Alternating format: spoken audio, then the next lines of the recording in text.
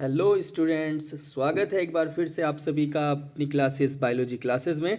और आज हम आप सभी के लिए लेकर आए हैं एक इम्पोर्टेंट टॉपिक जिसका नाम है पीपीएम यानी पार्ट्स पर मिलियन। तो स्टूडेंट्स, हमने इस वीडियो को इस क्लास को बनाने का डिसीजन इसलिए लिया क्योंकि पीपीएम जो है आपके बायोलॉजिकल सेक्शन में और केमिस्ट्री सेक्शन में हमेशा दिखाई देता है और ये बहुत कन्फ्यूजेबल पार्ट है। तो इसको हमने अपनी इस क्लास में बहुत इजी वे में समझाया है। और अगर आपको क्लास करने के बाद कोई भी डाउट हो तो आप कमेंट सेक्शन में पूछ सकते हैं। ओके, तो वीडियो स्टार्टिंग से पहले मैं आप सभी से बता दूं कि हमने इस क्लास में पीपीएम से रिलेटेड सभी कंटेंट को ऐड किया है। तो चलिए लेट ना करते हुए शुरू करते हैं हमारी आज की class. So as per you have seen, जैसा कि आपको दिखाई दे रहा है कि पीपीएम को हमने मेंशन किया है अपने क्लास में। तो पीपीएम का मतलब क्या होता है? ओके, तो इससे पहले आप सब जानिए कि पीपीएम हम क्यों निकालेंगे, पीपीएम क्या होता है, पार्ट्स पर मिलियन। तो यहाँ पर ये पीपीएम हमेशा सॉल्यूशन के लिए निकलता है। किसके लिए? सॉल्यूशन के लिए। यानी कि सॉल्यूशन में सॉल्यूट का कितना परसेंटेज है, कितना कंसंट्रेशन है। सिंपल पॉइंट है, सॉल्यूशन है, कोई मिक्सचर है, उसमें सॉल्यूट का कितना परसेंट है, तो ये ही क्या कहलाता है, उस सॉल्यूशन का पीपीएम कहलाता है। ठीक है, तो चलिए आगे। तो पीपीएम का डेफिनेशन देख लीजिए। PPM means part per million. It can be expressed as milligram per litre. तो पीपीएम का मतलब होता है पार्ट्स पर मिलियन और इसको हम एक्सप्रेस करते हैं मिलीग्राम पर लीटर में। मीन्स आप ये कह सकते हैं कि 1 mg कोई भी सब्सटेंस है, 1 मिलीग्राम, जब हम उसको 1 लीटर वाटर में कंसिडर करते हैं।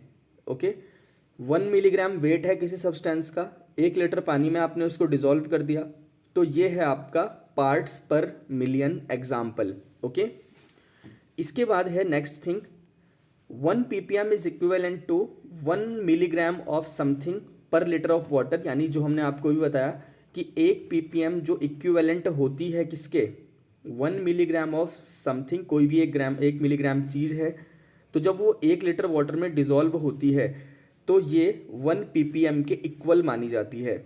या फिर 1 मिलीग्राम ऑफ समथिंग, यानी कि 1 मिलीग्राम ऑफ समथिंग पर केजी। तो दोनों कंडीशंस में है, मिक्सचर के केस में केजी आएगा, लिक्विड के केस में लीटर आएगा। ओके, तो 1 mg के साथ जब आप 1000 ml या 1000 ग्राम को कंसिडर करोगे तो ये आपके 1 ppm के इक्वल माना जाएगा। ओके, तो आई होप आपको समझ आ गया होगा। Milligram per litre, milligram per KG is an equivalent to PPM. तो ये पीपीएम के इक्विवेलेंट होता है। ओके, इसके बाद ppm is a unit of concentration. तो पीपीएम जो है कंसंट्रेशन की यूनिट होती है कि कितना कंसंट्रेशन है सॉल्यूट का, किसमें, वाटर में, एयर में, बॉडी फ्लूइड्स में। तो इन सभी में कितना कंसंट्रेशन है सॉल्यूट का, यही क्या कहलाता है, पीपीएम कहलाता है। Okay, next, ppm describe the concentration of a substance. तो पॉइंट नोट कर लें, पीपीएम हमेशा बताता है, क्या बताता है, कंसंट्रेशन। एक मिनट, पीपीएम हमेशा डिस्क्राइब करता है कंसंट्रेशन ऑफ अ सब्सटेंस, यानी सब्सटेंस की कंसंट्रेशन को डिस्क्राइब करता है इन अ मिक्सचर। तो किसी भी मिक्सचर में सब्सटेंस की कितनी कंसंट्रेशन है इसको बताने का काम स्टूडेंट्स पीपीएम करता है। ओके, पीपीएम एक कंसंट्रेशन यूनिट होती है। तो सभी याद रखिए, पीपीएम वर्ड बुक में दिखते ही आपको मान लेना है कि ये कंसंट्रेशन यूनिट है। ओके, इसके बाद नेक्स्ट पॉइंट है हमारा कि 1 ppm इक्वल टू कितना होता है। तो 1 ppm इक्वल टू होता है 10 लाख, यानी कि पार्ट्स पर मिलियन। तो 1 मिलियन इक्वल टू 10 लाख। तो 1 ppm का मतलब होता है 10 lakh, means 1 ppm equal to 0.001%। तो 1 ppm इक्वल टू कितना होता है, 0.001%। अब देखो, ऐसा होता है कि आपको अगर पीपीएम को परसेंटेज में कन्वर्ट करना है तो 1 पीपीएम के इक्वल आएगा कितना, 0.001%। ओके, इसके बाद पीपीएम का फॉर्मूला है amount of solute upon amount of whole solution, यानी कि विलेय की मात्रा बटे विलयन की पूर्ण मात्रा। Okay, amount of solute upon amount of whole solution into 10⁶। 10⁶ इसलिए लिया जाता है क्योंकि जितना भी अमाउंट इनको डिवाइड करके आएगा उसको आप 10⁶ से मल्टीप्लाई कर दोगे। 10⁶ इसलिए लिया गया है क्योंकि यहाँ पर कितने ज़ीरो हैं, 6 जीरो हैं, इसलिए 10⁶ कंसिडर किया गया है पीपीएम का फॉर्मूला में। नेक्स्ट एग्जाम्पल ये है कि 375 ml सॉल्यूशन में 6.3 इंटू 10⁻³ ग्राम सॉल्यूट घुला है, डिसॉल्व किया गया है। इसकी पीपीएम बताइए कितना होता है, पीपीएम कैलकुलेट करनी है। तो मास ऑफ सॉल्यूट स्टूडेंट्स दिया गया है 6.3 इंटू 10⁻³ ग्राम और वॉल्यूम ऑफ सॉल्यूशन दिया गया है 375 ml। तो यहाँ पर फॉर्मूले में आपको वैल्यूज़ रख देनी है जिससे आपका राइट आंसर आ जाएगा 17 ppm। ओके, यहाँ से कुछ चीज़ें इंपॉर्टेंट हैं।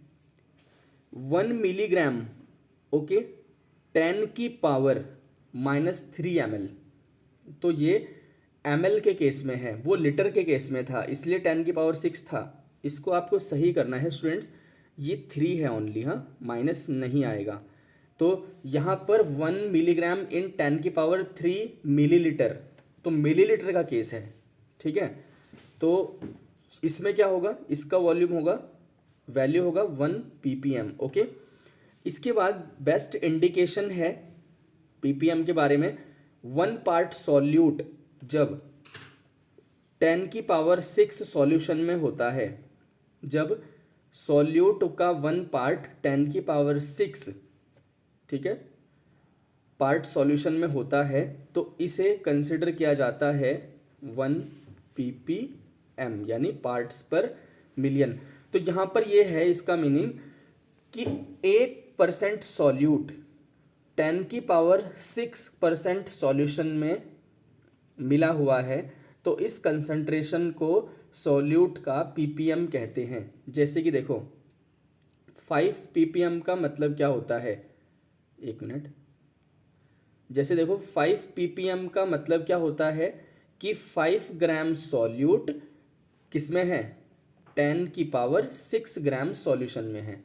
तो ये है क्लियर पॉइंट। अच्छा, यहाँ पर आपको किलोग्राम कर लेना है, 10⁶ ग्राम होगा, सॉरी ग्राम ही आप लिखेंगे। इसके बाद है कुछ हमने वैल्यूज़ डायरेक्ट बताई हैं, जैसे कि 10⁻, एक मिनट, जैसे 10⁻, या इसे कह सकते हैं 10 ppm equal to 0.001%, 500 ppm equal to 0.05% and 10,000 ppm to 1%। तो सिंपल पॉइंट है कि 10,000 ppm वैल्यू 1% कंसंट्रेशन होती है। तो आप सीख लीजिए एक बार, जैसे कि 1, एक मिनट, जैसे कि 1 ppm इक्वल टू कितना होता है, 1/10 lakh. Okay, 1 ppm equal to 1/10 lakh. तो यहाँ पर क्या हो जाएगा, 1% इक्वल टू 10,000, एक मिनट, 1 इक्वल टू 10,000 पार्ट्स पर मिलियन। ओके, 1000 पार्ट्स पर मिलियन। तो ये है 1% का रेशो कि 10,000 पार्ट्स पर मिलियन। तो जो हमने आपको बताया कि 1% इक्वल टू 10,000 पार्ट्स पर मिलियन, यानी कि 2 जीरो आपको गायब कर देनी है, 10,000 ले आना है, 10,000 पार्ट्स पर मिलियन इक्वल टू 1%। ओके, एक बात और है नेक्स्ट, कि अगर हम मान लें कि हमारे पास क्या है कि 1.7 ग्राम, ठीक है, हमारे पास 1.7 ग्राम कोई चीज़ है और इसका हमें पीपीएम निकालना है। तो इसको कैसे निकालोगे, ग्राम से पीपीएम निकालना है आपके सॉल्यूशन का। तो 10,000 मल्टीप्लाई 1.7 इक्वल टू कितना हो जाएगा, 17,000 पीपीएम। तो ये है, अगर आपको ग्राम में कोई वैल्यू दी गई है और उसका पीपीएम पूछ रहा है तो 10,000 से मल्टीप्लाई कर दो तो पीपीएम निकल के आ जाएगा। ग्राम में कोई चीज़ है, मल्टीप्लाई कर दो 10,000 से तो पीपीएम निकल जाएगा, सिंपल फॉर्मूला है। इसके बाद हमने पीपीबी के बारे में बात करेंगे, पार्ट पर बिलियन। तो पार्ट पर बिलियन जो है ये और स्मॉलर कंसंट्रेशन यूनिट होती है, यानी कि पीपीएम से भी स्मॉलर होती है। इसमें क्या होता है कि पीपीएम इक्वल टू क्या होता है, पीपीबी अपॉन 1000, या part per billion equal to PPM into 1000। तो दोनों फॉर्मूले आपको याद रखने हैं, पीपीबी और पीपीएम में रिलेशन क्या होता है, पार्ट पर बिलियन और पार्ट पर मिलियन, दोनों में डिफरेंस देखना है। ओके, इसके बाद है फॉर एग्जांपल 1 पीपीबी, एक minute.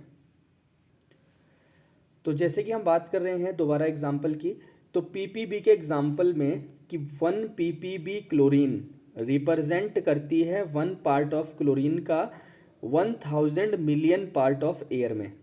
Okay, 1000 million part of air में 1 पार्ट ऑफ क्लोरीन हो तो यहाँ पर एग्जाम्पल होता है किसका, पीपीबी का।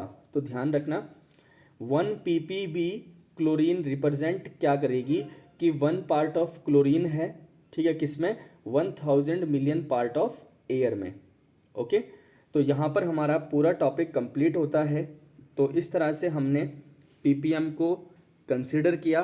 कोई भी डाउट हो कमेंट सेक्शन में पूछ लें, और कुछ एग्जांपल्स हैं जिन्हें आप नोट कर लें, जैसे कि 1 इंच इन 16 मील। तो 16 मील में 1 इंच 1 पीपीएम का एग्जाम्पल है। ओके, 16 मील में 1 इंच 1 पीपीएम का एग्जाम्पल है। नेक्स्ट है 1 सेकेंड इन 11.5 डेज। 1 सेकेंड किसमें, 11.5 डेज। ओके, इतने दिनों में 1 सेकेंड जो है 1 पीपीएम का एग्जाम्पल है। 1 मिनट इन 2 ईयर्स, और 1 मिनट कितने साल में, 2 ईयर्स, 2 साल में 1 मिनट 1 पीपीएम का एग्जाम्पल है। तो इस तरह से कुछ एग्जाम्पल्स हैं आपके पीपीएम के। तो आपको हमारी ये क्लास कैसी लगी, अगर आपको पीपीएम समझ आया हो तो हमें कमेंट बॉक्स में यस लिखें, और हमारे चैनल को सब्सक्राइब करें ताकि आने वाली स्टैंडर्ड वीडियोस आपको मिलती रहें। Okay students, bye bye and take care.